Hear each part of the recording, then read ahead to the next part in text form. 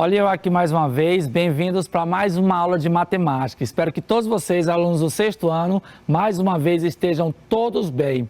Vocês lembram da última aula? Falamos a respeito das adições e subtrações das frações. Foi um pouco corrido, não é verdade? Eu, inclusive, pedi para você pegar o seu caderno, pegar o seu lápis, fazer as anotações, mas às vezes nem sequer eu dei tempo correto para você fazer as devidas anotações. Peço desculpas, é porque o tempo é muito rápido, são apenas 30 minutos e a gente tem que meio que correr. E a mesma coisa eu vou pedir para vocês. Mais uma vez, hoje, na aula de hoje, em que falaremos a respeito de multiplicação e divisão, você vai mais uma vez pegar o seu caderno e vai fazer as devidas anotações. Faça como jornalista, anota rapidamente para que você depois possa compreender. Quero já dizer para vocês que se vocês acharam um pouco complicado o assunto de ontem, você há de imaginar, bem, se adição e multiplicação já é complicado, imagina quando chegar em multiplicação e divisão. Eu quero lhe falar que é exatamente o contrário. Fazer o cálculo de multiplicação e divisão de frações é muito mais fácil do que a adição e multiplicação. E você vai entender por quê. Estamos prontos já? Meu nome é Márcio Jean e é sobre isso que queremos conversar hoje. Vem comigo.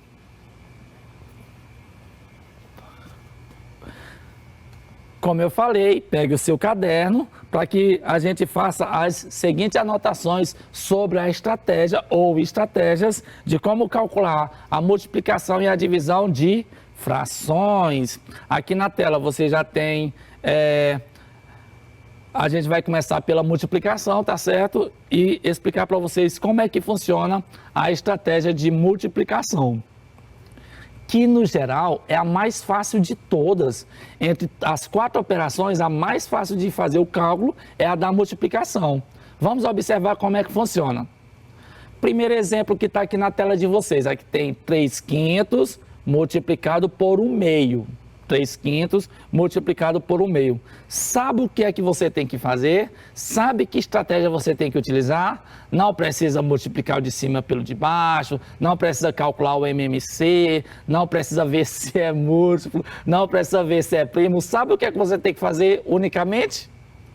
Multiplicar os dois de cima e multiplicar os dois de baixo e pronto. Somente isso. Para calcular multiplicação de duas frações, você segue como ele está aqui normalmente. Ó.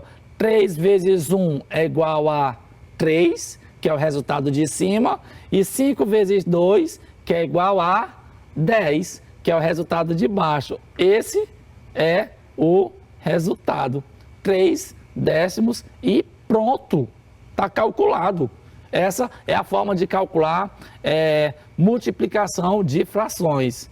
3/5 vezes 1/2, você multiplica os dois de cima, 3 vezes 1 é igual a 3, e multiplica os dois de baixo. 5 vezes 2 é igual a 10 e pronto. Tudo bem? Fácil, muito fácil. Vamos para mais um exemplo aqui. Olha só, 4/3 vezes 3/5. Vamos utilizar a mesma estratégia, multiplicando 4 pelo 3. Quanto é que dá 4 vezes 3? Parabéns para você que disse que a resposta é 12. 12 em cima. E o de baixo? 3 vezes 5? 15. Então, em cima vai dar 12 e embaixo vai dar 15, tá certo? Será que dá para simplificar aqui 12 e 15? Por 2... Não, porque o 15 é ímpar. Por 3, vamos tentar, né? Dividir o 12 e o 15 por 3. O que nós estamos fazendo aqui é uma espécie de simplificação.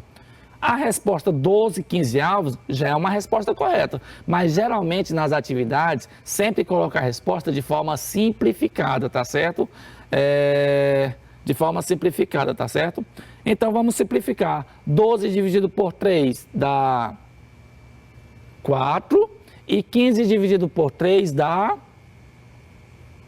Muito bem, dá 5. Então a resposta é 4 sobre 5. É a nossa resposta. Vamos ver aqui uma outra situação de multiplicação de frações. 3 frações de uma vez. Meu Deus do céu, e agora como é que a gente vai fazer esse cálculo? Sem problema nenhum. Continua com a mesma estratégia. Multiplica os de cima e coloca o resultado. E multiplica os de baixo e coloca o resultado também. Bora lá? Olha só. 3 vezes 1, 3. 3 vezes 5, 15. Então, em cima vai ficar 15. E embaixo, 4 vezes 2, 8.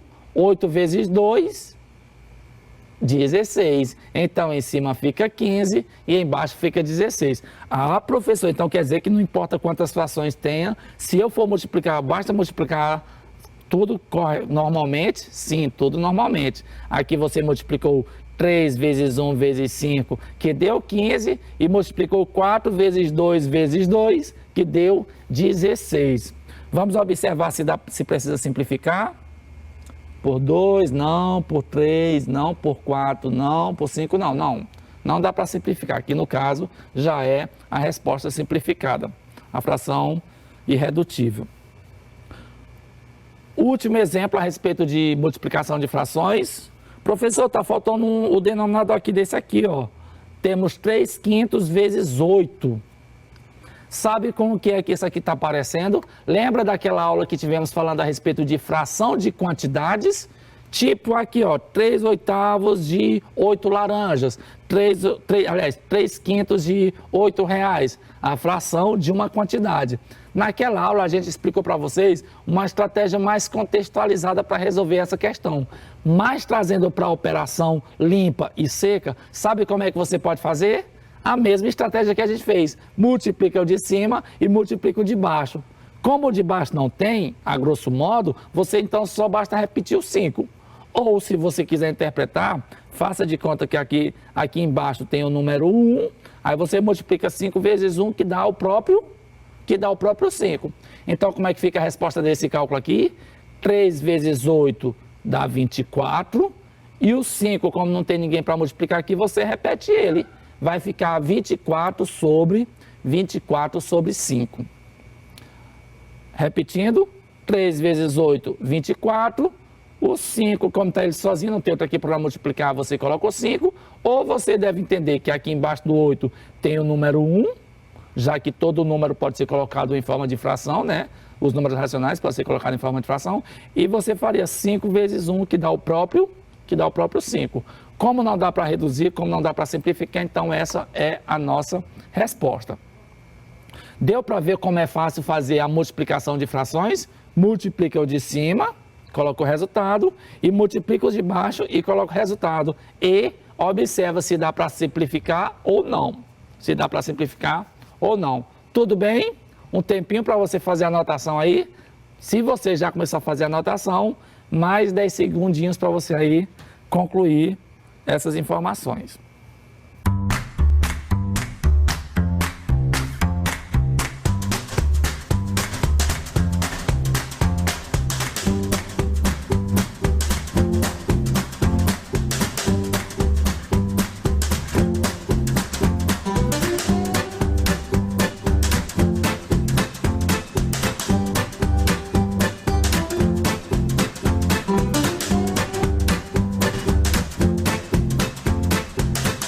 Ok, muito bem. Vamos agora então para o próximo passo, que é a parte da divisão, que é o nosso último tópico, é a parte da divisão. É um pouco mais elaborada a estratégia para encontrar a resposta, porque você já imaginou pegar um pedaço de uma coisa e dividir por outro pedaço, né? Porque quando é tipo assim, pegar um oitavo da pizza e dividir por 2, vai dar exatamente 1 sobre 16. Vai dar 1 sobre 16, na verdade. Mas, no geral, é você pegar um pedaço da pizza e dividir para 2 pessoas. Agora, quando eu pego um pedaço de uma coisa para dividir por outro pedaço, como é que é feito esse cálculo mesmo? Em forma de números, a gente vai mostrar para vocês qual estratégia vocês devem utilizar. Aqui no exemplo que eu coloquei para vocês, a divisão está representada por esses 2 pontos aqui. Poderia ser aquele tradicional, que é um traçozinho aqui no meio, ou poderia ser uma fração dividida por outra fração, em cima e embaixo. Tem livros que colocam dessa maneira, então você tem que estar preparado para essas 3 formas. Divisão de fração desse modelo aqui, o outro modelo seria um traçozinho bem aqui, ou uma fração, traço, e outra fração embaixo, tá bom? A forma tradicional, como os professores nos ensinaram e eu ensinei para os meus alunos, ensino para os meus alunos, a forma como você deve calcular a divisão de duas frações, uma delas é a seguinte maneira. Você deve repetir a primeira fração. Calma. Você deve trocar o símbolo de dividir pelo símbolo de vezes. E por último, você deve pegar a segunda fração, que no caso aqui é 1 sobre 2, e inverter ela. Onde é 1 sobre 2, você vai fazer 2 sobre 1. O 2 vai para cima e o 1 vai para baixo. Quer que eu repita?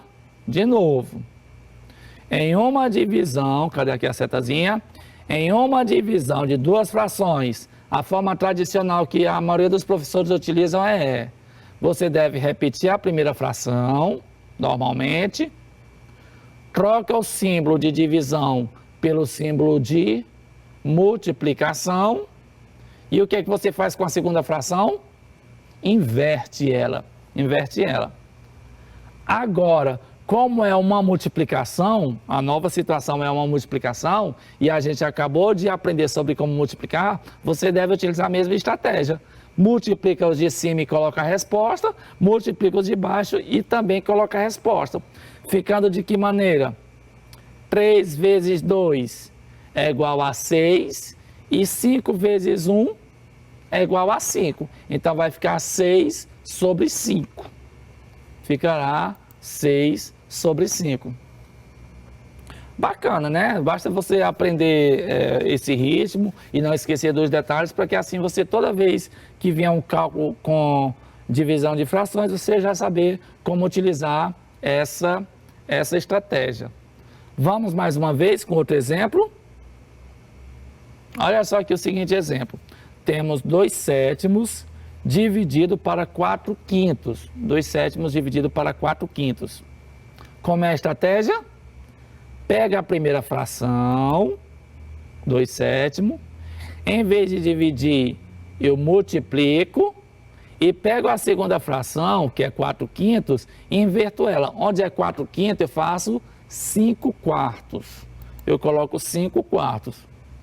E a partir daí eu faço a multiplicação normalmente. O 2 eu multiplico pelo 5 e o 7 eu multiplico pelo 4. 2 vezes 5, 10. 7 vezes 4, 28. Então vai ficar 10 sobre 28. Dá para simplificar? A primeiro momento dá, porque o 10 é par, o 28 é par, e portanto dá para a gente simplificar por quanto? Por 2. Dá para a gente simplificar por 2.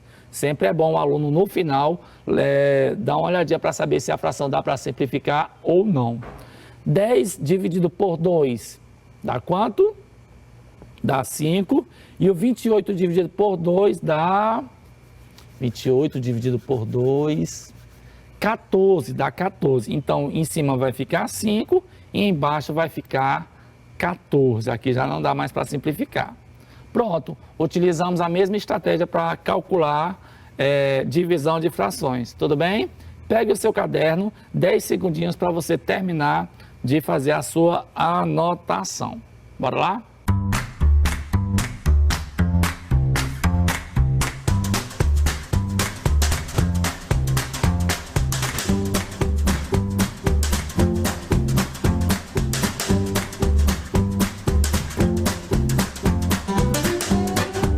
Muito bem. A gente queria mostrar aqui para vocês agora, nesse momento, uma outra maneira de se calcular a divisão de frações. Caso você não gostar dessa estratégia, eu quero apresentar para vocês uma maneira mais rápida, uma maneira mais prática, como encontrar o mesmo resultado. Vamos relembrar o que foi que a gente fez? Esse cálculo aqui você não precisa anotar, porque isso aqui é da questão anterior. Ó. Lá no começo da explicação desse assunto, isso aqui você já tem anotado. 3/5 dividido para o meio, você pegou a primeira fração, trocou o sinal de dividir pelo sinal de vezes e inverteu a segunda fração e encontrou o resultado 6 quintos. Multiplicou 3 por 2, que dá 6, e multiplicou 5 por 1, que dava 5, que aqui no caso foi o nosso resultado. Quer ver outra maneira de encontrar o mesmo resultado? Outra maneira mais fácil, inclusive.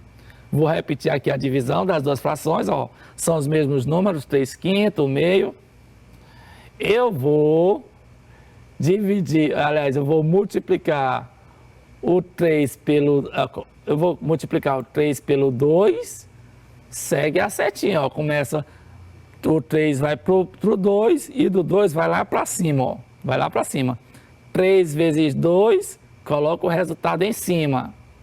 Que dá quanto? 3 vezes 2? 6. E o outro? 5 vezes 1, e o resultado vai para baixo, lá para o denominador. 5 vezes 1, 5. A mesma resposta do cálculo anterior. E aí, como é que você me explica essa mágica aqui para encontrar a mesma resposta fazendo apenas isso? Olha só o que foi que a gente fez. Vou até inclusive repetir aqui, fazer um replay aqui para você. Eu peguei a mesma divisão das duas frações, multiplica, segue a seta. O 3 vai para o 2 e depois vai lá para cima. 3 vezes, tem que seguir a seta, viu? 3 vezes 2, 6, coloca o resultado lá em cima. 5 vezes 1, 5, coloca o resultado lá embaixo, sempre fazendo o X. Aí o 5 vem aqui para baixo, ó. E, portanto, já é a nossa resposta, tá certo? Será que essa regra vale para toda situação? A verdade é que é muito fácil fazer esse tipo de divisão de duas frações. Bora ver como é que fica o nosso segundo exemplo que a gente... Tempo para você anotar aí, anota aí rapidamente. Anota só esse de baixo, porque o de cima a gente já tinha feito anteriormente. Só seguir a setinha, ó. O 3 vai para o 2 e do 2 vai lá em cima. O 5 vai lá para o 1 e do 1 vai lá para baixo. Ó, tem que seguir essa setinha aqui.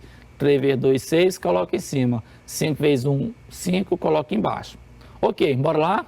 Próxima estratégia. A gente tinha feito esse cálculo aqui, ó. 2 sétimos dividido para 4 quintos, repete a primeira fração, troca a divisão pela multiplicação e inverte a segunda fração. Por último, multiplica 2 vezes 5 que dá 10, 7 vezes 4 que dá 28, 10 sobre 28 dá para simplificar por 2 e encontrar o resultado 5/14, que é o resultado aqui. Será que utilizando aquela estratégia que eu falei há poucos instantes, a gente também encontrará o resultado 5/14? Bora lá? Segue a seta. Começa pelo 2 vezes 5. 2 vezes... Toda vez eu esqueço desse traço aqui. 2 vezes 5 e agora a seta vai lá para cima. Quanto que é 2 vezes 5? 10. E o outro? 7 vezes 4 e a seta vai lá para baixo. 7 vezes 4? 28, como acabamos de ver há poucos instantes. 10 sobre 28. Olha só onde é que a gente já tá bem aqui, ó. No 10 sobre 28, que obviamente também dá para simplificar por 2. 10 dividido para 2 dá 5. 28 dividido por 2 dá 14, que portanto acabamos de encontrar o mesmo resultado, trilhando um percurso muito mais rápido, muito mais curto. E aí, qual dessas duas estratégias você mais gostou para daqui para frente você utilizar nas suas divisões de frações? Fiquem à vontade. Eu sempre utilizei essa estratégia de cima. Confesso para vocês que eu aprendi essa estratégia aqui, essa de baixo aqui, quando eu estava preparando essa aula e que, portanto, com certeza eu vou ensinar para os meus alunos nas próximas aulas presenciais que nós tivermos. Tudo bem? Ok, já aprendemos a respeito de multiplicação, já aprendemos a respeito das estratégias de divisão e vamos agora nesse momento, se eu não me engano, para os nossos exercícios, tá bom?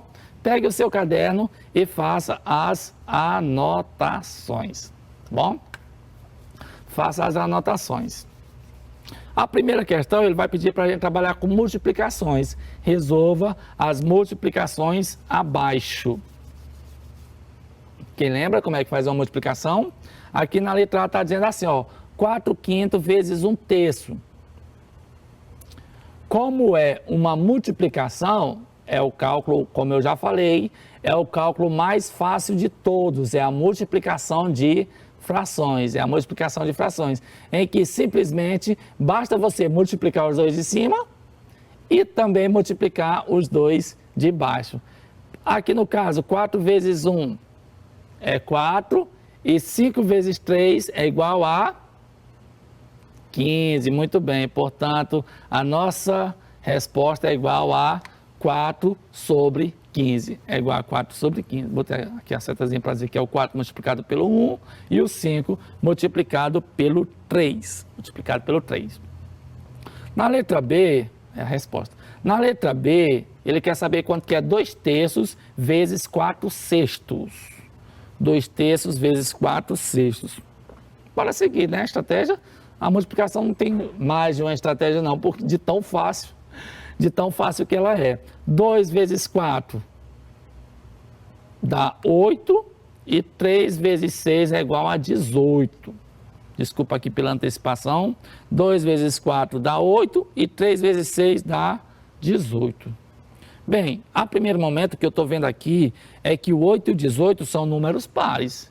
E que, portanto, já está claro que dá para simplificar por 2. 8 dividido por 2 e 18 dividido também por 2. Alguém sabe me dizer quanto que é 8 dividido por 2? Ah, ali escutei, a resposta dá 4. Muito bem, a resposta dá 4. E 18 dividido por 2, você seria capaz de me dizer quanto que é? Quanto? 9? Muito bem, a resposta é 9. Então, 8 dividido por 2 dá 4 e 18 dividido por 2, a resposta é 9. Mentira que eu não lhe escutei.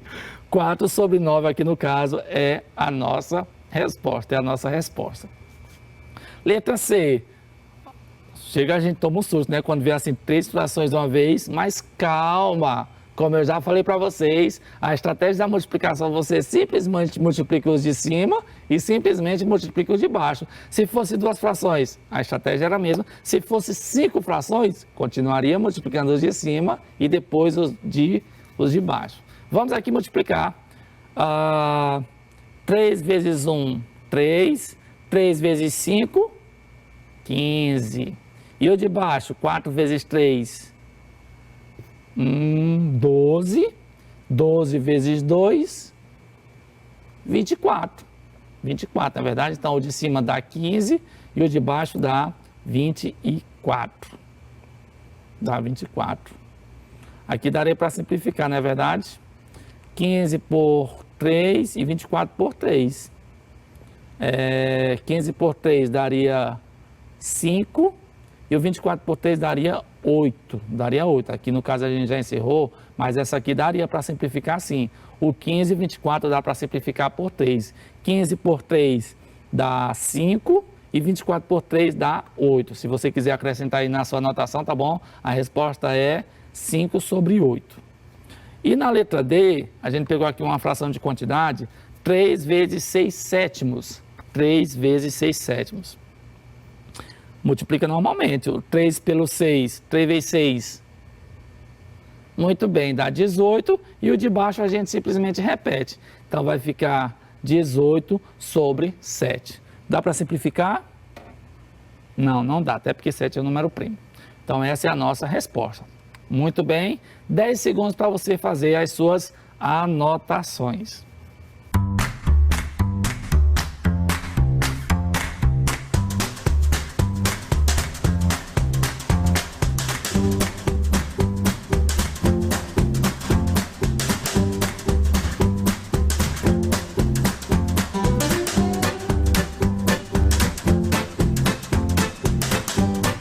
Muito bem, muito bem. Vamos agora para a nossa segunda questão, em que nós vamos aprender, reforçar aqui o aprendizado a respeito de divisões. E olha só qual é a proposta dele aqui na segunda questão.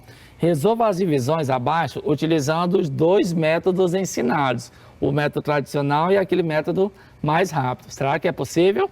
Bora lá. 3/5 dividido para 2/3. 3/5 divididos para 2/3.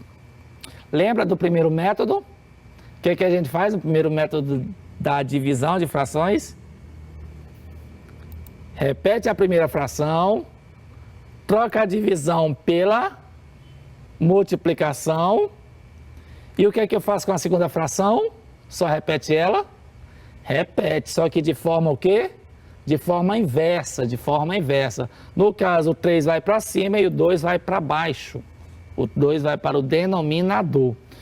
E essa é a nova realidade, ó. 3/5 multiplicado por 3/2. Que basta você multiplicar normalmente os dois de cima e também os dois de baixo. 3 vezes 3, 9.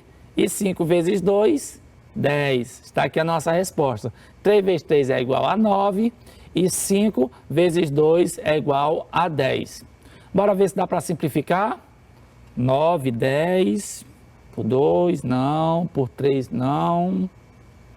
Não dá para simplificar, não. Então, essa é a nossa resposta oficial. E essa também foi o nosso primeiro método. Vamos observar como é que funciona o segundo método. Vou repetir aqui a questão.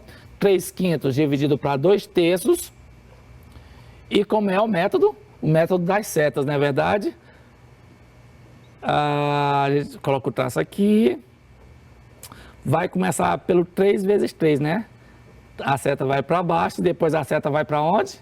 Depois a seta vai para cima. 3 vezes 3 dá quanto?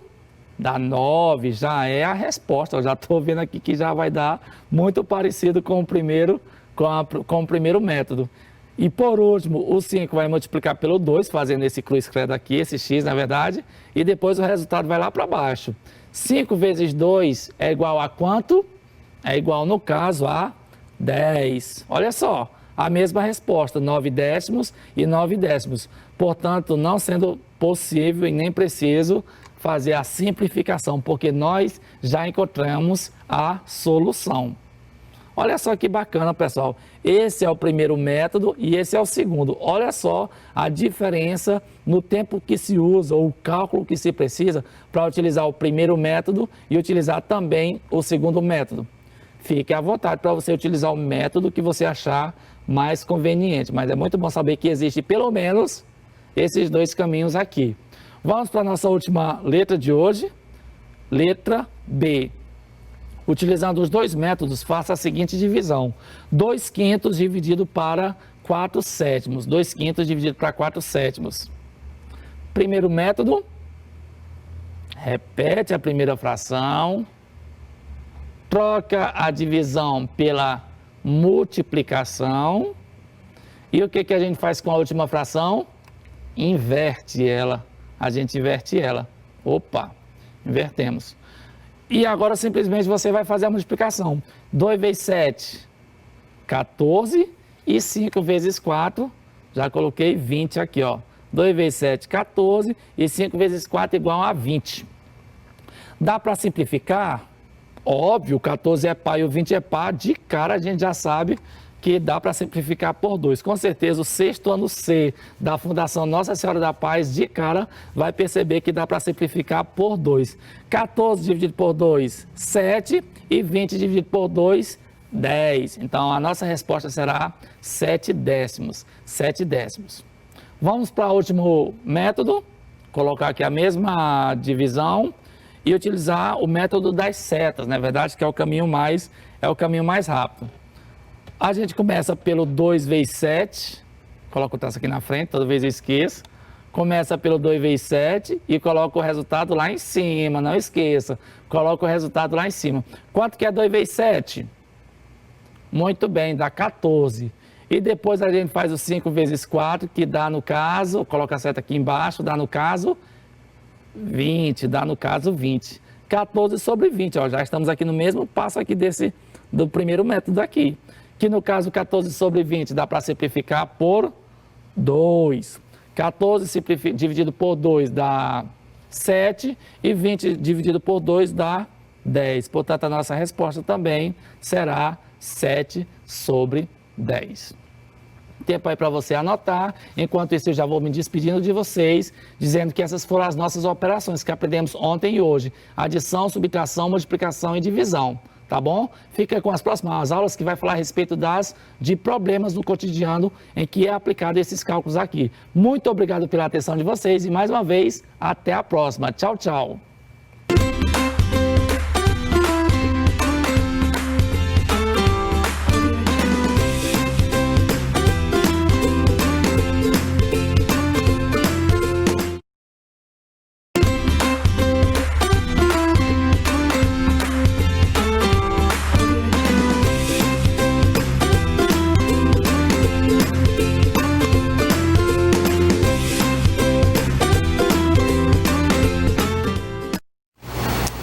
Olá, queridos alunos do sexto ano, tudo bem com vocês? Eu espero que sim. Estamos aqui mais uma vez para continuar o nosso aprendizado de língua portuguesa, tá bom? Sobre os nossos gêneros textuais e as nossas habilidades, tá bom? E aí, na aula passada, a gente viu sobre o relato de viagem, conhecemos mais uma habilidade, se tratava de inferir os sentidos das palavras e das expressões nos textos, não é isso? E hoje a gente vai dar continuidade, ainda estudando sobre o relato de viagem, mas agora com uma outra habilidade, tá? Acumulando cada vez mais conhecimento. Se preparem aí, se organizem que a gente já vai começar, tá bom? Vamos lá?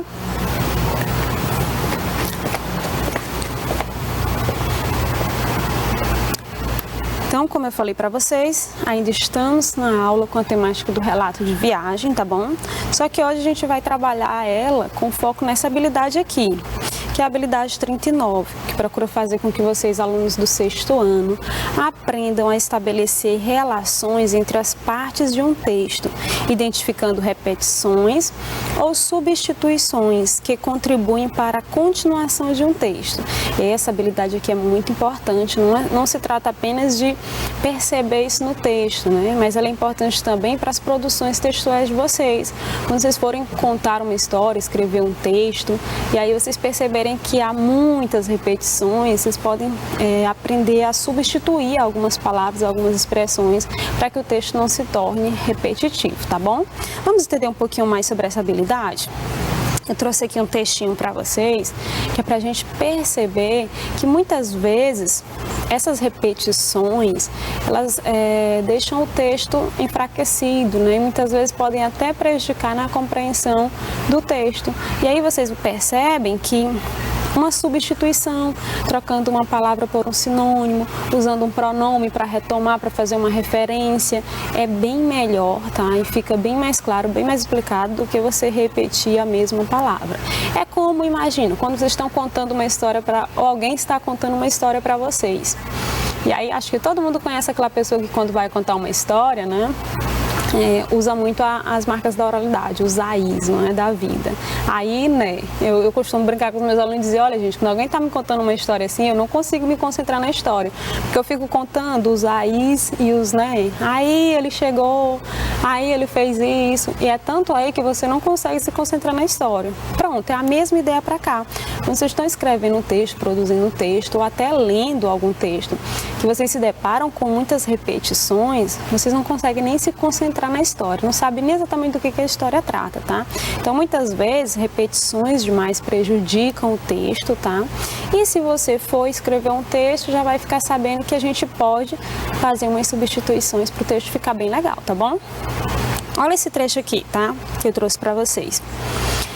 Hoje visitei a velha estação de trem. A estação estava coberta de abandono, porque hoje as pessoas parecem não dar bola para construções velhas, como essa da estação de trem. Muitas pessoas só querem saber de futuras, dão bola só para coisas novas. Professora, eu não estou conseguindo ver nenhum problema nesse texto, consegui entender. Tá, tudo bem. Mas vocês conseguem perceber as repetições dos termos aí, das palavras, das expressões? Olha direitinho para ele e vê se você consegue encontrar palavras repetidas. Vou dar uma ajudinha para vocês, olha só. Ele começou com a palavra hoje, não é? E aí ele repete essa palavra ali na frente, pertinho até. Muitas vezes não dá nem aquele distanciamento maior, né? Então a repetição aí muito próxima. Vamos ver o que mais? A palavra velha. Ele utiliza ela também em outra parte ali do texto, pertinho. Nota que esse texto é muito curtinho para ter tantas repetições, tá bom? E tão próximas. palavra estação também, olha só, estação, ele vai usar na mesma linha, olha só, repetiu ali estação, né? O que mais que a gente percebe aí? Olha ali embaixo, estação novamente. Será que não dá para trocar para uma outra palavra, uma outra expressão, ou usar um pronome para se referir, para facilitar? O que mais que aparece aqui? Pessoas. A palavra pessoas também se repete nesse trechinho. Olha aí embaixo, tá vendo? O que mais que aparece aqui? Dar bola, a expressão dar bola. Ele utiliza também, ele repete de novo ela, tá? Só muda ali a concordância do verbo. Dão bola, repete, tá bom? E a palavra coisas também, que também está repetida. Então, nota que num trechinho tão curtinho como esse, há muitas repetições que poderiam ser melhoradas, né? O texto poderia ser melhorado se eu reescrevesse ele, fazendo algumas substituições. Então, no caso dos substantivos, no caso dos adjetivos, a gente pode utilizar ali sinônimos, tá? Outras palavras que tenham o mesmo sentido daquela, para que eu não tenha que repetir. Além das substituições por sinônimos, eu também posso utilizar pronomes, não é, para retomar, pronomes que façam referência, pronomes que sejam utilizados no lugar dos substantivos, não é, que são chamados pronomes substantivados. Então, dá para utilizar isso para evitar essa quantidade de repetição no texto, tá? Quanto menor o texto, mais repetições vai torná-lo mais fraco, mais pobre, tá bom? Então, olha só, nota que a nossa habilidade é estabelecer uma relação entre as partes de um texto, identificando repetições ou substituições que contribuem para a continuidade do texto. Olha só, estamos aqui diante de um textinho como esse, simples, pequeno, e aí como é que as partes desse texto são relacionadas? Ele relacionou aqui se utilizando da repetição, não é? Ele utiliza aí, por exemplo, a palavra estação, para relacionar com o que ele já disse antes, não é? Mas repetindo a mesma palavra, tá? E aí, professora, como que esse texto ficaria melhor? Vamos ver? Eu trouxe aqui para vocês uma versão melhoradinha dele, tá? Olha só, nota que agora eu retirei todas aquelas repetições desnecessárias, tá? Fiz algumas trocas, algumas alterações que vocês vão conseguir perceber direitinho, olha só. Hoje visitei a velha estação de trem. Não mudou nada do primeiro, né? Tá a mesma coisa. Mas olha em seguida, lá no anterior, ele já começava essa segunda oração aí, já dizendo a estação, né? Em vez de eu usar a estação para repetir, ela já tem antes, né? Eu utilizo um pronome, no caso aí, ela. Ela estava coberta de abandono. Ela quem? A estação, tá bom? Porque no presente, olha só, eu utilizei a expressão no presente para não ter que repetir hoje. Não altera o sentido é o mesmo, tá? E o texto fica melhorado. Então, porque no presente as pessoas parecem não dar bola, deixei a primeira expressão que ele colocou, né? Para construções antigas. Lembra lá do anterior? Em antigas, no lugar de antigas, ele tinha colocado velhas. Só que ele já tinha usado velhas antes. Então, eu substituo por um sinônimo, né? Velhas e antigas têm o mesmo sentido, não altera o sentido do texto. Construções antigas como essa. A maioria só quer saber de coisas futuras. E aí, quando ele lá no anterior ele dizia as pessoas, né, repetia as pessoas, em vez de eu repetir, eu só digo a maioria só quer saber de coisas futuras. Professora, mas que maioria é essa que ele está se referindo? Retoma a expressão anterior, né? A maioria das pessoas lá em cima, não é? Só quer saber de coisas futuras. Se importam apenas com novidades. Para não ter que repetir pessoas de novo, pelo próprio texto já dá para a gente entender que ele está se referindo aí às pessoas que só dão bola para construções, que não dão bolas para construções antigas, né, que só querem saber de coisas novas, tá? Então, nota aí, olha a diferença, né? O texto anterior era cheio de repetições. Olha as setinhas aí, né? Eu fiquei até assim, meu Deus do céu, vão estranhar esse tanto de seta aqui. Mas é justamente para mostrar para vocês a questão da repetição. E agora a gente vê aqui na versão mudada, né, alterada, olha aí como ficou melhor. É até mais fácil de você compreender o texto, você compreende o texto até mais rapidamente, tá bom? Então, olha só, nota aí que ele utilizou o pronome ela para substituir estações, né? Retoma estações e ao mesmo tempo substitui. Então, qualquer pessoa que for ler esse texto aqui, vocês alunos do sexto ano vão saber que o ela aí está se referindo à estação. Olha só, hoje visitei a velha estação de trem. Ela estava coberta de abandono. Ela quem? A estação. Quem que estava coberta de abandono? A estação, tá vendo? Então não precisei repetir a estação. Eu utilizo só um pronome que se refira, que retome, que substitua, ok? Em vez de usar hoje, como ele tinha usado antes, eu troco a palavra hoje por uma outra que tem o mesmo sentido. Hoje tem o mesmo sentido de no presente, tá bom? Atualmente e assim sucessivamente. Como ele já usou velhas lá em cima, ele troca aqui embaixo por outra palavra que tem o mesmo sentido. Velha e antiga tem o mesmo sentido, não é? Lá em cima, quando ele falou que as pessoas parecem não dar bola para construções antigas como essa, em seguida, em vez dele usar o dão bola de novo, como foi dito, ele colocou o quê? A maioria só quer saber de coisas futuras. Dar bola para coisas futuras é o mesmo que só querem saber de coisas futuras, tá? Então, evita essas repetições, o texto fica bem melhor. Conseguem perceber isso? Se importam apenas com novidades. Olha aí, quem que se importa? Essas pessoas, tá bom? Ele não precisa repetir a palavra pessoas várias vezes. É só utilizar expressões que retomam, que substituam, tá bom? Então, eu trouxe esse textinho para mostrar para vocês, para que vocês entendam um pouquinho mais sobre essa habilidade, que é o que a gente vai fazer aqui, tá? Só que a gente vai trabalhar essa habilidade no gênero da semana, tá? Que é o gênero relato de viagem, ok? Então tá tranquilo? Todo mundo conseguiu compreender a questão dessa habilidade? O que vocês têm que fazer? Agora, quando forem escrever um texto, quando forem contar uma história, tá bom? Ou quando estiverem lendo um texto que perceberem essas repetições, vocês já vão dizendo, olha, ele podia ter trocado essa palavra por uma outra, não é? Principalmente quando vocês forem escrever um texto, tá? Escreva o texto de vocês normalmente, mas depois dê aquela revisada. E aí você vai ver, olha, eu repeti muito essa palavra, deixa eu trocar ela por outra, tá bom? Ah, essa palavra aqui, essa relação entre essas duas partes do texto pode ser feita por um pronome que retome, tá bom? Então vocês podem ir fazendo isso ao revisar o texto, certo? E aí, entendido a habilidade, vamos agora para o nosso gênero textual, que é o relato de viagem, que a gente já vem estudando ao longo de algumas aulas, não é? Se eu não me engano, é a terceira ou quarta aula que a gente está falando sobre o relato de viagem. Eu acredito que ninguém mais vai ter dificuldade com esse gênero para reconhecer, para entender esse gênero, tá bom? E aí, mais uma vez, eu trouxe a imagem para vocês fiquem com aquela vontadezinha. Todo mundo está com vontade de viajar nesse período, mas a gente não pode, não é? Por conta do coronavírus, a gente está se prevenindo, né, ficando mais em casa. Mas com certeza quando isso passar a gente vai dar um jeito de fazer uma boa viagem, porque é muito bom, tá bom? Então vamos lá, sobre o relato de viagem. Só retomando o que a gente já vem estudando, né? Repetir, gente, a repetição faz com que a gente grave ainda mais, então não pense que só uma vez que eu vou falar sobre esse gênero vocês já vão entender, já aprendi, já sei de tudo, não.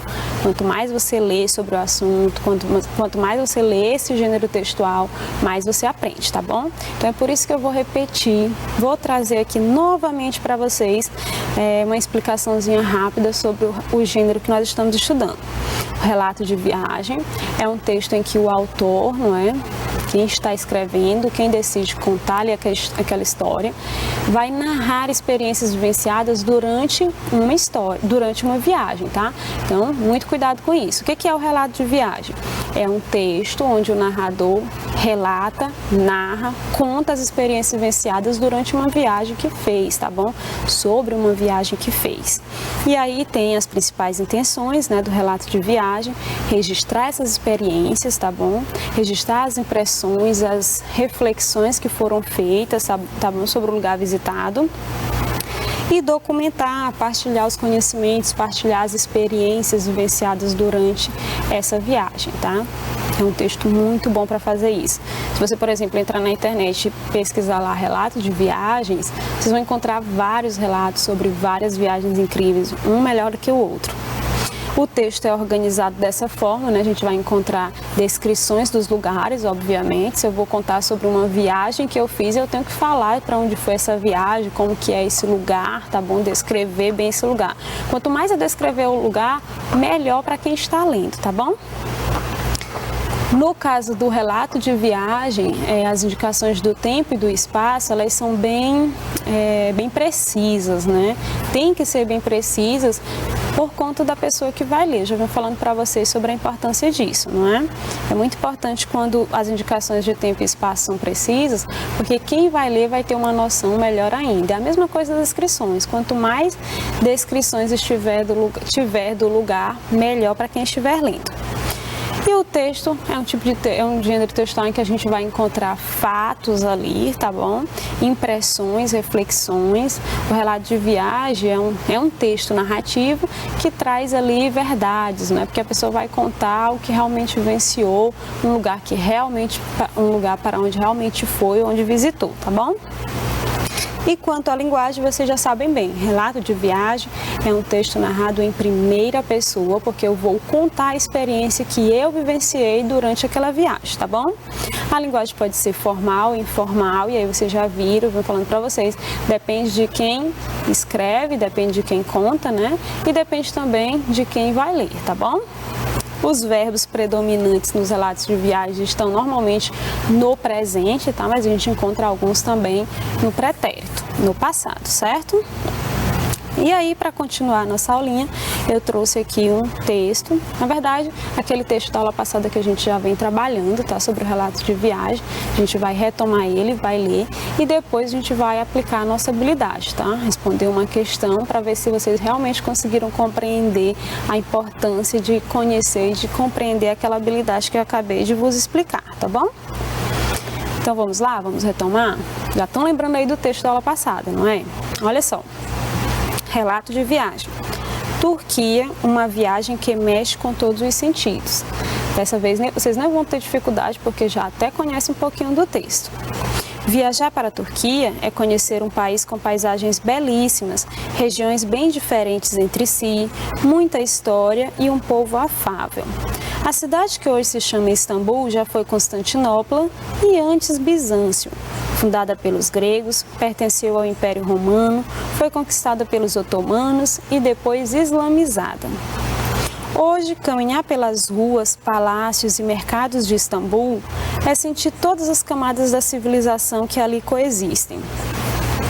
Viver com as diferenças, mantra repetido à exaustão nos tempos atuais, é um dos princípios que guiou por séculos a formação da cultura istambuliota, ou cultura de Istambul, não é? Cheguei a Istambul com neve e a paisagem da cidade fica ainda mais delicada, com suas mesquitas e igrejas bizantinas, enfeitadas de neve.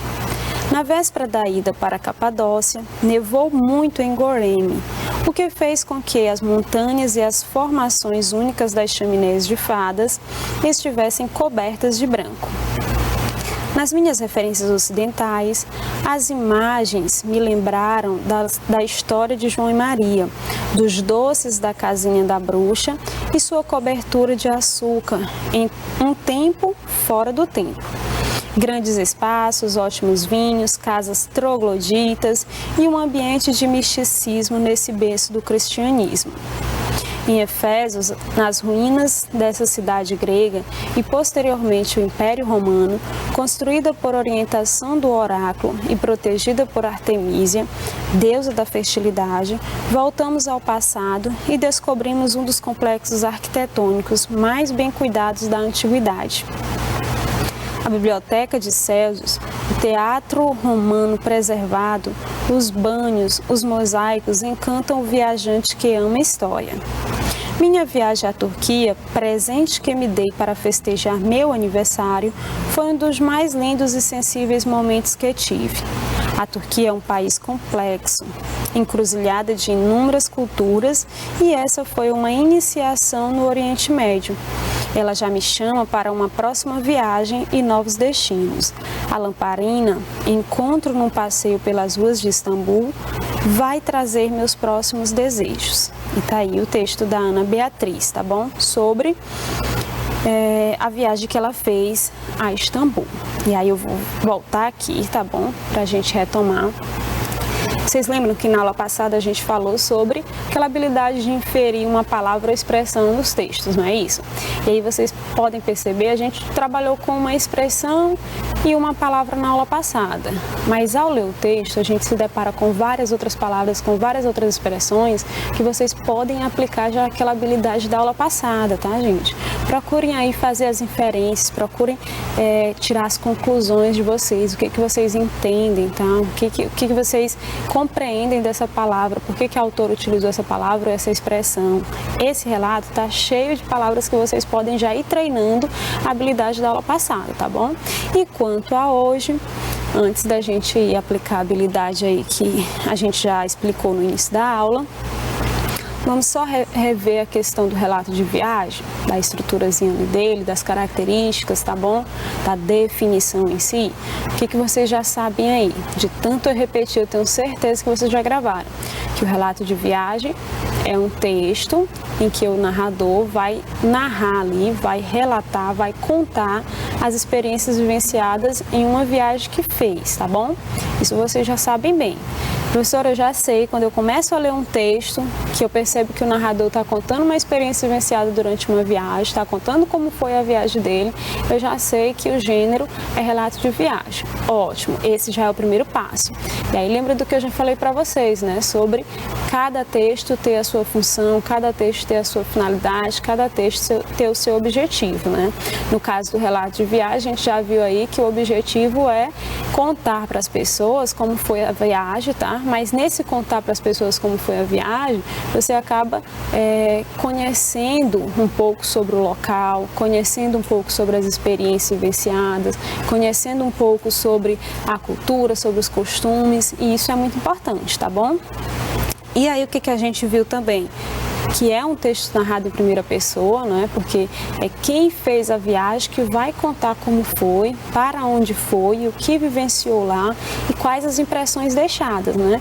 E a gente viu isso muito bem na aula passada, quando a gente percebeu aí que ela já começa dizendo que viajar para a Turquia é conhecer um país com é conhecer um local com paisagens belíssimas, não é?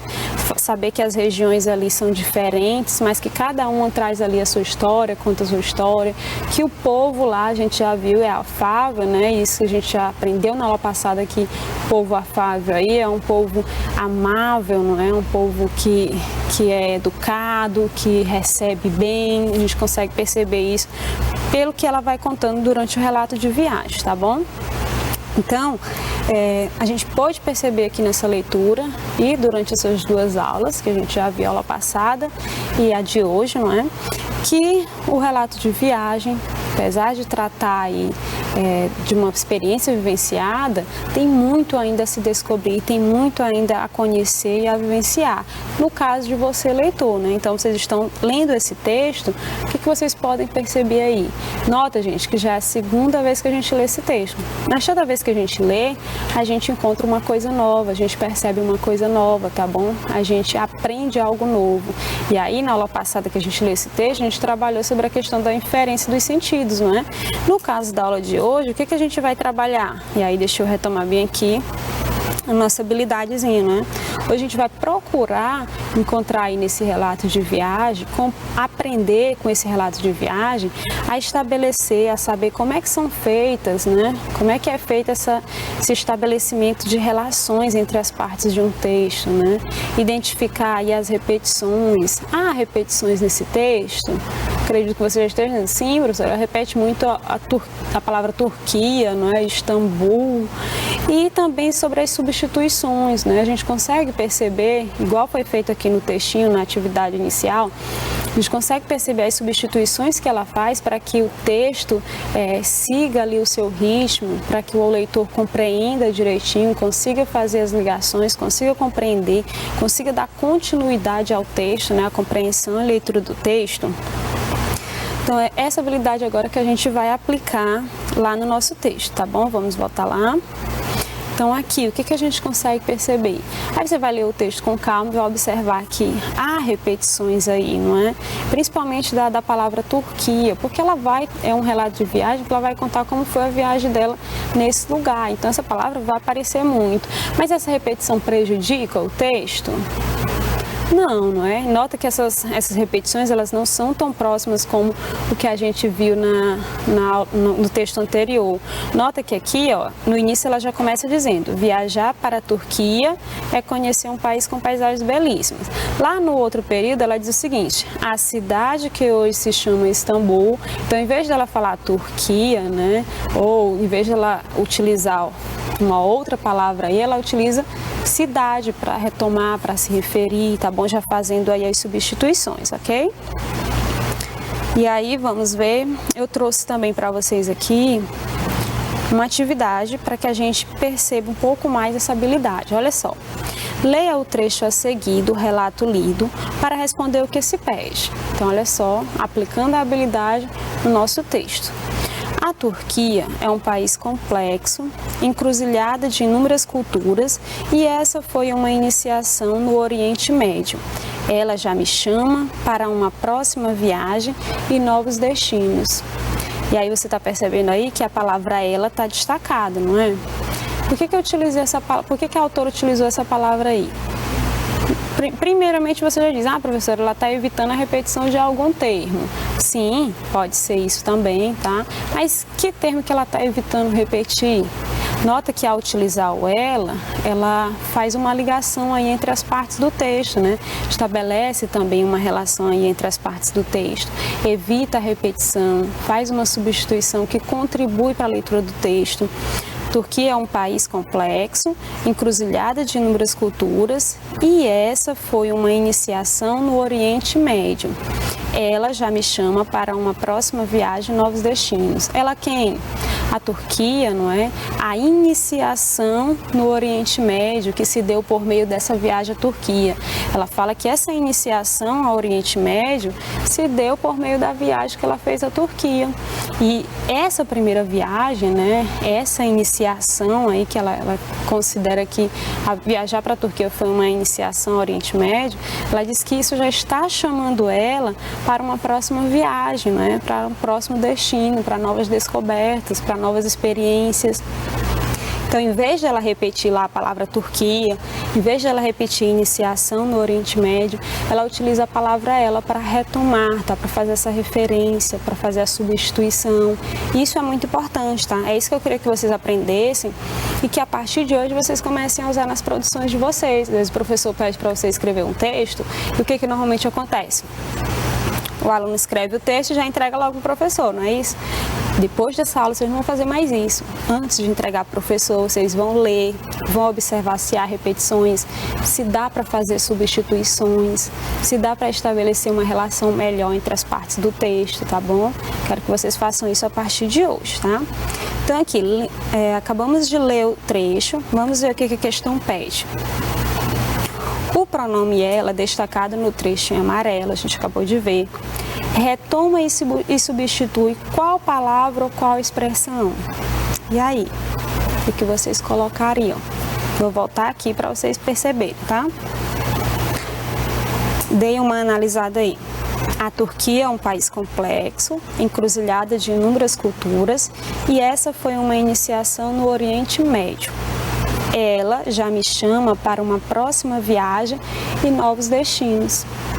O que eu acabei de falar para vocês? Que ela diz que a viagem à Turquia foi a iniciação dela no Oriente Médio. E ela fala que essa iniciação no Oriente Médio já está chamando ela para uma nova viagem, já está chamando ela para novos destinos, para novas experiências. E aí, com base nessa explicação, vocês já até sabem a resposta, não é isso? Vou botar aqui. O que vocês colocariam aí? Pronome ela, destacado no trecho em amarelo, retoma e substitui qual palavra ou qual expressão? Está substituindo uma palavra ou uma expressão? E aí, gente, como eu já falei para vocês, né? Iniciação no Oriente Médio remete à viagem à Turquia, tá? Só que o ela aí está se referindo a iniciação no Oriente Médio, não é? Que com certeza foi a resposta que vocês já disseram aí, já copiaram no caderno de vocês. O pronome ela retoma a expressão, não é? E substitui. Ao retomar, também faz a substituição para que não haja repetição dos termos, não é? O pronome ela retoma e substitui a expressão uma iniciação no Oriente Médio, tá? E aí vocês conseguem perceber que é exatamente o que a gente trabalhou na nossa habilidade de hoje, né? Que é perceber aí, que é notar as repetições, se essas repetições prejudicam ou não o texto, como que eu faço para evitar isso, tá? E aí vocês já viram que eu posso utilizar pronomes, posso utilizar sinônimos, tá bom? Tudo isso vai ajudar na produção do texto, na compreensão do texto, se você estiver lendo, tá bom? E aí a gente encerra por aqui a nossa aula de hoje, tá? Eu espero que vocês tenham compreendido direitinho. Nas próximas aulas a gente já vai falar de um outro gênero textual, mas pelo menos hoje eu já vou sair daqui sabendo que o relato de viagem já está aí gravadinho na cabeça de vocês. Quando forem ler um texto, ao perceber essas características, saberão que estão diante de um relato de viagem, tá bom? Então, espero que vocês tenham gostado. A gente se vê na próxima aula. Tchau, tchau!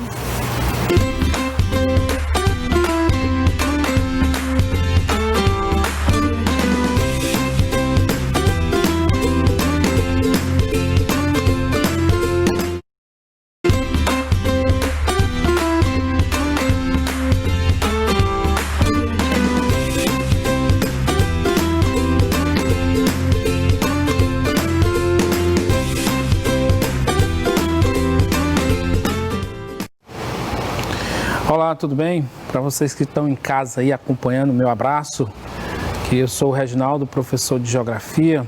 Queria deixar meu abraço também especial aqui para os meus alunos e colegas professores da Escola Delmira Coelho Machado, lá no bairro Buenos Aires, Zona Norte. E também para os colegas professores e alunos lá da Escola São Sebastião, ali no finalzinho das hortas do Disseu ali, acho que é bairro Todos os Santos, ali perto do Clube do Valdemar do Luísio. Um abraço para todos vocês. Vamos para a bancada aqui ver o que a gente tem para hoje. Vamos acompanhar aqui capítulo 16, falar da pecuária. Aula passada a gente estudou agricultura, trabalha com a terra para plantar, produzir nosso alimento, né? Tem seu lado bom, que produz o alimento, gera emprego e tudo mais, mas causa alguns impactos que, se for trabalhar de forma correta, dá para ser corrigido. E agora nós vamos estudar pecuária. Vamos lá, o que é pecuária? Preciso definir o que é pecuária. Pecuária é uma atividade do espaço rural, que consiste na criação de animais. Veja aí, essa foto aí muito bonita, aí um criatório aí de tudo aí, né? Estava no slide da aula passada. Pecuária são criações de animais. Evidentemente é uma atividade tipicamente do espaço rural, mas tem gente que às vezes insiste em fazer esse tipo de criação no espaço urbano. Nem sempre é conveniente. Algumas prefeituras não autorizam isso aí. É proibido. Tem que ser no campo. Ok? Quais são as formas de manejo, dos cuidados que o homem tem na pecuária, os cuidados que ele tem? Eu tenho uma pecuária intensiva, olha só, essa expressão aparecendo novamente, intensiva, tratamento intenso, alto investimento. Aí como tem aí, o gado é de raça, só lembrando, o gado é rebanho. Se disser assim, você comeu, foi seu almoço hoje, não, eu comi carne de gado, você não disse nada. Você precisa especificar se é o gado bovino, suíno, caprino, asinino, de jumento, enfim. Então o gado é rebanho. Então, nessa pecuária intensiva, o gado é de raça, come ração. Se ele come ração, evidentemente ele é gordo. Se ele compra ração, então o produtor aí ele tem investimento, por isso caracteriza como pecuária intensiva, perdão. É um animal livre de parasita, tem controle de veterinário, é supervisionado por veterinário, né? Abastece o mercado interno e externo com carne e leite. Tem gente que é especialista só em gado de corte, só em produzir carne. Mas tem outros que é especialista em produção de leite. Lá tem muita vaca. produzir leite. Ele não cria muito o boi, né? O macho, o garrote, o marruá. Quem cria o marruá é a pecuária de corte, aquele que trabalha com gado para abastecer o mercado com carne. O dono é um empresário, ele não é um vaqueiro, ele é um empresário. O cara anda de Hilux, ele tem um escritório para trabalhar, ele tem um notebook, né? Diferentemente do que acontece na maioria das propriedades aqui no Piauí, que é pecuária extensiva. A gente já vê o que é a pecuária extensiva, mas intensiva é tudo isso aí que a gente viu. Veja aí o gado de raça aí. Que gado é esse aí? É o ovino, a ovelha, né? O carneiro e a ovelha, gado ovino, da ovinocultura, né? Animais selecionados de raça, evidentemente aí eles têm todos os cuidados que essa prática intensiva requer, né? Eu tenho aí também essa outra imagem, essa especificação aí, essa marcação, gado aprisionado. Eu vou dizer uma coisa para vocês, talvez vocês não saibam. O gado, quando ele é criado preso, comendo ração, ele come e deita, sem se movimentar muito, a carne passa a ser uma carne de qualidade. Porque aquele gado que é criado solto, ele caminha muito procurando comida e ele acaba enrijecendo a carne. Fica musculosa, a carne perde a qualidade. Nossos parentes, a maioria dos nossos parentes que moram no interior, que criam gado, eles criam gado solto, a carne ela perde qualidade, que ela fica dura de tanto ele fazer exercício todo dia, procurando comida, procurando água. Precisa descer o lajeiro lá para beber água lá no riacho, lá no açude. E aí, esses exercícios acabam perdendo a qualidade da carne. E esse produtor intensivo, ele cria o gado preso. Comeu, deitou. Comeu, deitou. A carne de qualidade aí. Quem já foi para Expoap, gado de raça selecionado, lá você tem todo tipo de gado, bovino, suíno, tem de tudo lá, o caprino, né? E aquele gado ali de raça, aquele, eu não sei se eu tenho foto aqui, se tiver a gente já, é um gado para corte. Uma estrutura muito boa, carne molinha, deu vontade foi de comer uma carne assada agora, mano. Simbora, não pode estar falando demais não. Aí eu tenho a pecuária extensiva. A pecuária extensiva tem essas características aí. Gado criado solto, deixado aí na própria sorte aí. Se encontrar comida, come. Se não, eu tenho aí em Coivaras, né? Eu tenho um gado bovino aí. Ele descer aí o lajeiro aí para beber água. E tenho aí outra foto aí de caprino, lá em São José Divino, Sucuruju, povoado lá de Sucuruju, rapaz, minha cidade, São José Divino, um abraço lá para você. Obrigado por terem cedido essa imagem aí. Sucuruju, povoado muito bacana, São José Divino, Piauí. E essa foto aí caracteriza como uma pecuária extensiva. Veja que as características dessa pecuária vão na contramão da pecuária intensiva. Então vamos lá, vamos ler aí o texto aí. É comum aqui no Piauí, a maioria dos criadores, eles criam os animais dessa forma, abastece o mercado local, muitas vezes é para a subsistência da família do vaqueiro, mas abastece, o cara vai lá, mata uma cabeça de gado, aí vai lá na feira e vende a carne e tal, ganha um dinheirinho, mas é só daquilo ali mesmo, não tem nada de empresário, nada de exportação. A pecuária extensiva se caracteriza por ser dessa forma. O gado é criado solto, já falei, faz muito exercício para comer, para beber, a carne perde a qualidade. Carne boa é aquele que o gado passa o dia ali no estábulo, no curral, preso, só comendo, bebendo, dormindo. Comendo, bebendo, dormindo. Ele cresce e a carne fica molinha. Não vou falar mais de carne não. Não tem controle de pragas. Enquanto na pecuária intensiva você tem um supervisor, um veterinário que está lá todo o tempo mantendo a qualidade dos animais, com vacina, né, controlando pragas, enfim. A alimentação é deficiente. Olhando para essas imagens aí, vocês podem observar, o bode, eu vou contar uma coisa para vocês do bode. O bode é um animal que ele é tipicamente nordestino, de clima semiárido. É o animal que mais se adapta a esse ambiente. Você não precisa ter tanto investimento no bode. Você solta ele, ele se vira sozinho na natureza. Se não tem folha, se não tem capim, ele tira um pedaço da casca de determinadas árvores. Ele tem um organismo que elimina qualquer tipo de toxina. Ele pode comer planta que se um homem comer, o homem morre na mesma hora.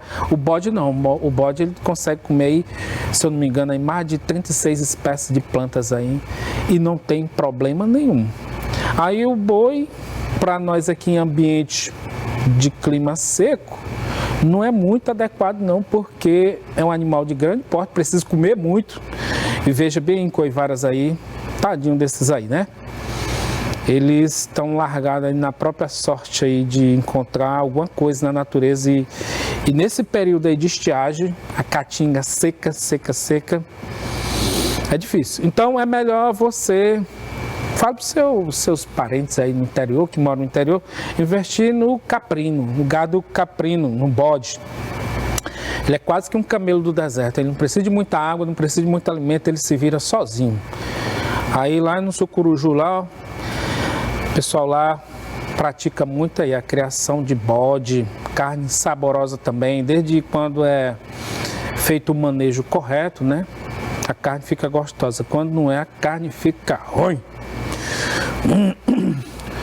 Onde foi que eu parei? Não tem controle de pragas, alimentação deficiente, o gado perde peso no período de estiagem. Tá aí. Beleza, simbora, né? Lá do Sucuruju, rapaz, muito bom.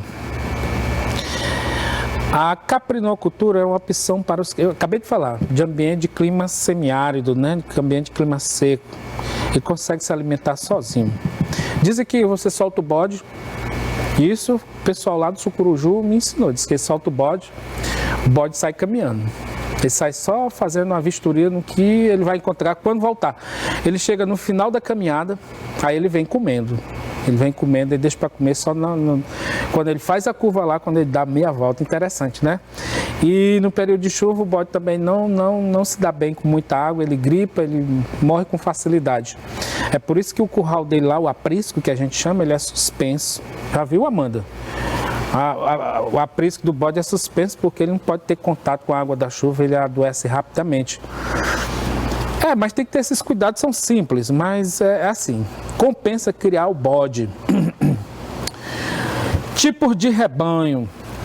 Olha só, há vários tipos de gado. Deixa eu ver bem aqui o que foi que eu passei. Tipo de rebanho. Rebanho é a mesma coisa de gado, viu?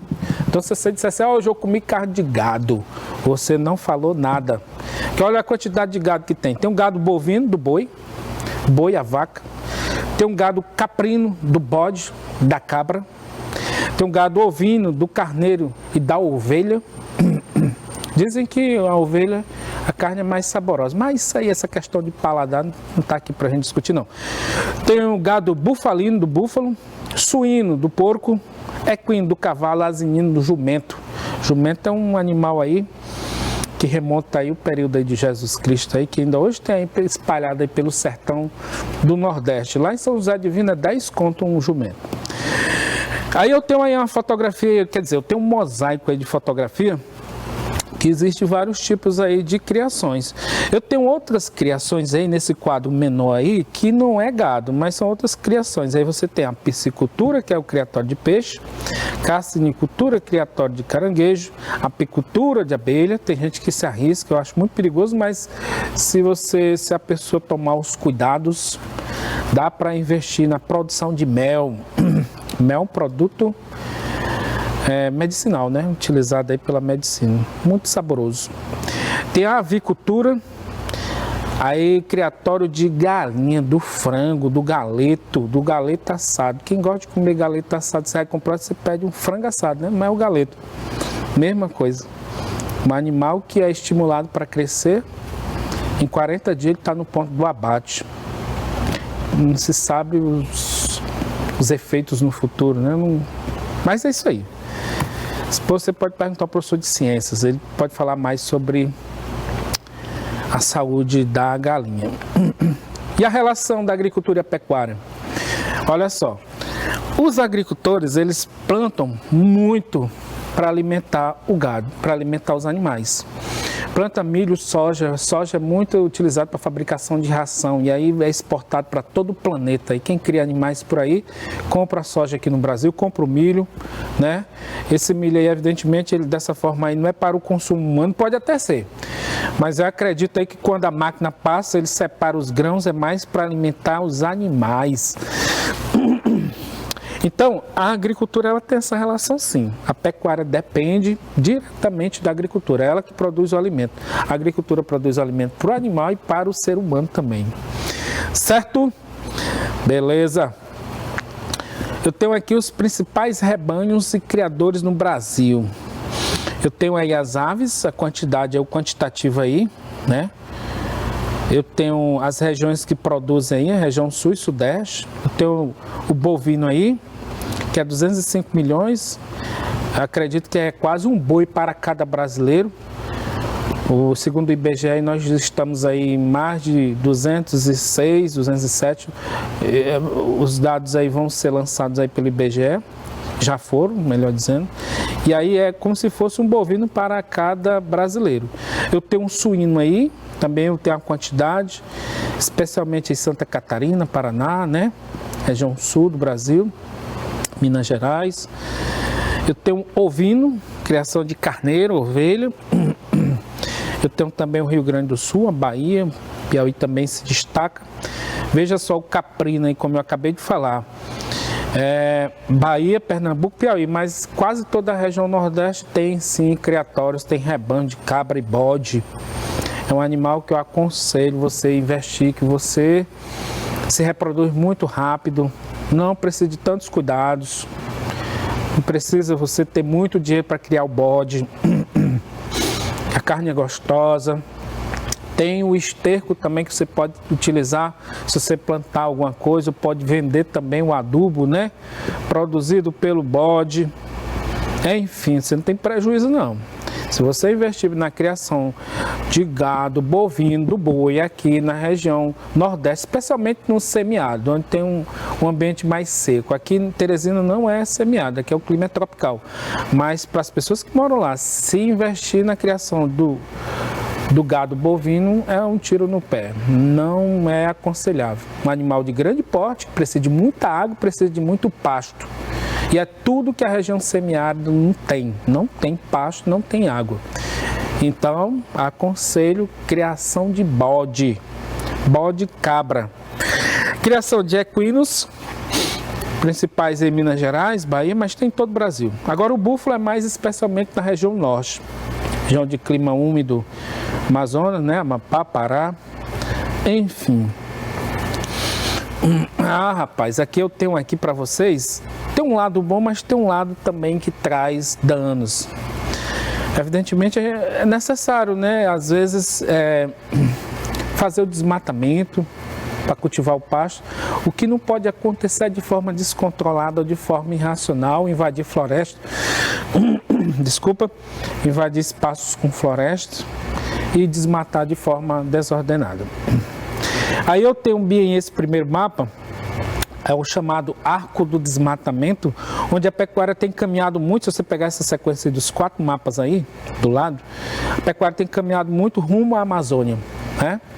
E aí tem provocado desmatamento na Amazônia e tudo mais. Inicialmente, os produtores aí, eles estavam com a ideia de cultivar, de entrar na Amazônia, expandir a lavoura de soja, expandir a lavoura de arroz e trigo e tudo mais. Trigo não, soja e arroz principalmente, e milho.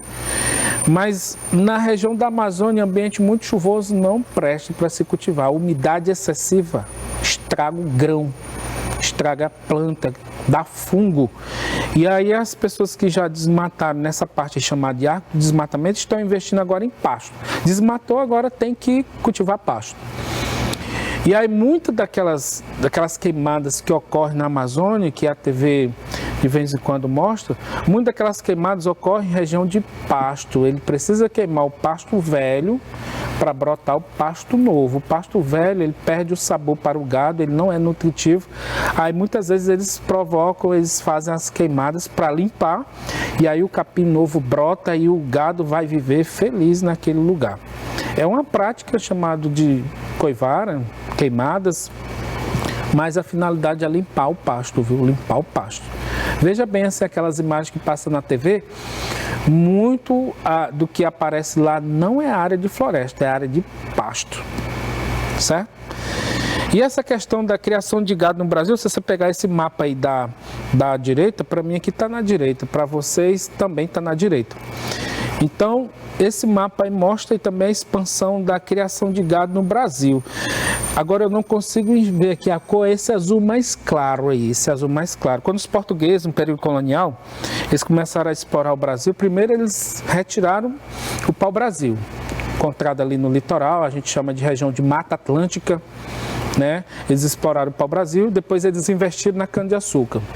Até quando eles estavam na exploração do pau-brasil, os portugueses dependiam do trabalho do índio. O índio ia lá, cortava, ele que conhecia a árvore, ele entrava na floresta e lá ele derrubava a árvore, colocava no barco, na caravela, e aí em troca tem aquela história que recebia um espelho, um pente e tal. Aquilo ali o professor de história explica para vocês.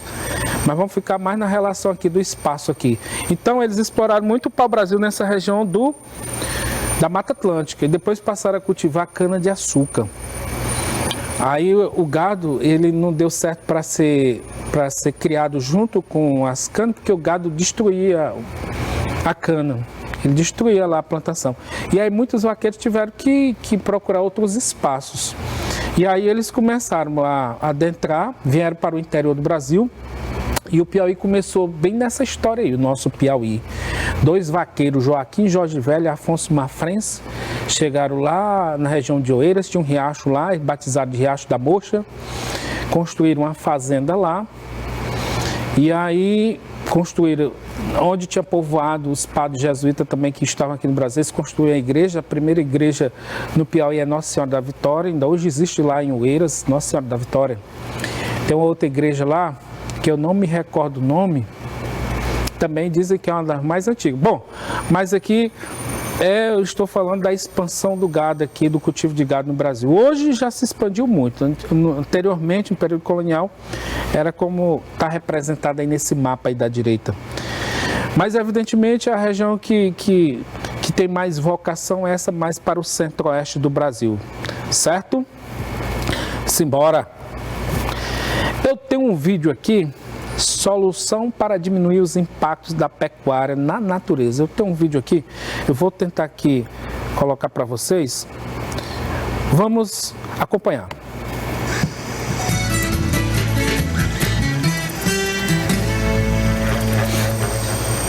Uma técnica considerada revolucionária tem sido cada vez mais usada na recuperação de pastos e áreas degradadas. É o sistema de integração lavoura, pecuária, floresta. A reportagem é do José Hamilton Ribeiro.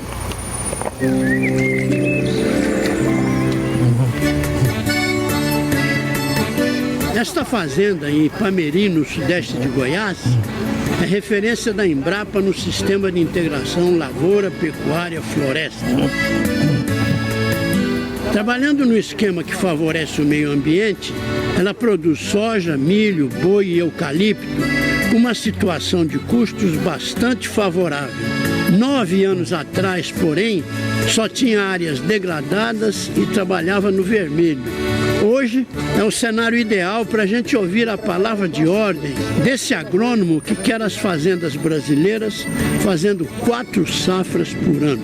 Nós fazemos a safra de verão, que é com soja, colhemos a soja, fazemos uma safrinha de milho consociada com capim, colhemos o milho colocando uma safrinha de boi e tiramos o boi e fazemos uma safra de palhada para o plantio direto e gerar matéria orgânica no solo. Então são 4 safras dependentes apenas de chuva, sem irrigação.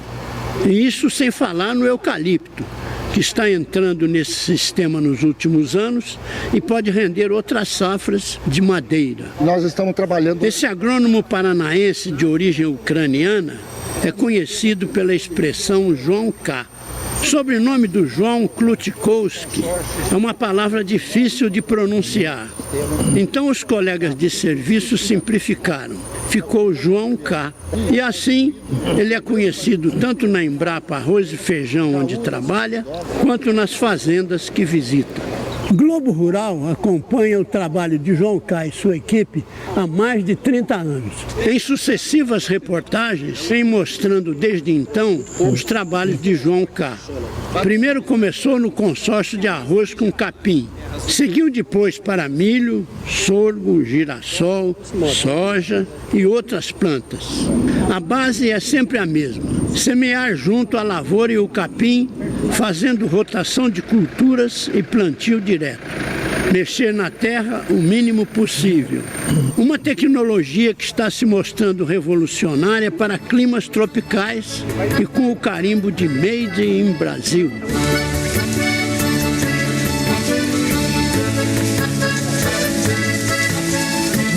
O avanço do sistema de integração lavoura-pecuária se deve, entre outras coisas, à existência desse capim aqui, ó, a braquiária, no caso, braquiária brisanta. Ô João, em quanto por cento do sistema existe a braquiária? Em 100%. Ela é fundamental em todo o sistema de integração, porque ela é uma planta que regenera o ambiente. Além de ser comida para boi, ela regenera o ambiente para se produzir grãos. Ela entrou no sistema braquiária com o uso da lavoura para produzir pasto. Hoje nós usamos a braquiária para recuperar as áreas para poder produzir soja e milho. Inverter os papéis. Desde que tenha condição de agir, a braquiária como que afofa o solo para o plantio da lavoura ali crescer. Para mostrar esse efeito, o João entra no buraco. Nós percebemos que essa planta com 8 meses de idade já colocou raiz até a profundidade de 1,80 m. O que essas raízes fazem? Primeiro, ela descompacta o solo, que a braquiária consegue penetrar em áreas mais compactadas. Segundo, que ela incorpora matéria orgânica. Terceiro, ela abre canais para entrada de água. Então nós vamos ter mais infiltração de água. Marise Porto Costa, da fazenda Santa Brígida, em Ipameri, assumiu há 9 anos a propriedade com pastagens prejudicadas. Lidava só com gado, tinha 3 funcionários, 2 tratores pequenos e uma carretinha. Marisa, o que mudou na fazenda com a implantação do sistema? Bom, mudou tudo. Para te falar a verdade, no início a gente estava trabalhando até num campo negativo. Pela falta de pasto que nós tínhamos, uma unidade animal precisava de 2 hectares para poder sobreviver. Hoje nós colocamos 4. E quanto ao custo da arroba? Depende de como a gente produz essa arroba. Quando eu produzo a arroba dentro do sistema de integração, essa arroba custa por volta de R$ 58. Se eu passo por um pasto convencional, o valor dessa arroba sobe para R$ 110. Se você imaginar que hoje, nessa região aqui, a arroba está por volta de R$ 135, você vê o que sobra para o produtor que produz num pasto de integração e o que sobra para o produtor que produz num pasto convencional. A conquista do cerrado com a correção do solo e a criação de plantas adaptadas ao nosso clima, principalmente a soja, fez a explosão da agricultura brasileira para nos tornar um dos maiores produtores de carne e grãos do mundo. Calcula-se em 30 milhões de hectares os pastos que precisam ser renovados só no cerrado. É uma área enorme, equivale ao espaço que hoje é ocupado por toda a nossa agricultura. Eu vou dar uma pausa aqui para vocês analisarem bem aí essa área do Cerrado aí, centro do Brasil. Localiza aí o mapa do Piauí aí, parte do Cerrado. E existe no território piauiense grandes produtores, tanto na agricultura como na pecuária. Especialmente na agricultura, nós estamos falando de pecuária, mas parte do Cerrado do Piauí foi ocupado por agricultores do sul do Brasil. Eles eram do sul do Brasil explorar essas terras planas. E aí tem essa região aí que é explorada, que hoje eles chamam de Mapitoba, que pega a região do Maranhão, do Piauí, Tocantins e Bahia, Mapitoba, ou Matopiba. Você ouviu falar nessa expressão? É uma região nova de exploração da agropecuária. E veja bem o papel da Embrapa. A aula passada a gente falou um pouco da Embrapa, né? Empresa Brasileira de Pesquisa Agropecuária, que faz pesquisa para o trabalhador do campo, tanto para o trabalhador da agricultura como o trabalhador da pecuária, na tentativa de melhorar a sua produção, né? De qualificar as criações, de selecionar.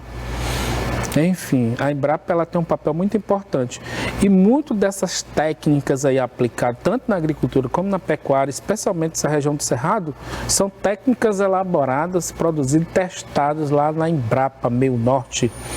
Aqui em Teresina, a Embrapa Meio Norte fica lá no Buenos Aires, eu já falei para vocês, é pertinho da minha casa. Enfim, hoje nós vamos ficar por aqui. Nosso tempo está esgotando, está praticamente esgotado. Eu queria deixar aqui o meu abraço. Pegue o livro de vocês, faça mais leitura, pegue o celular também, pesquise. E é isso, a gente fica por aqui. Um abraço para vocês.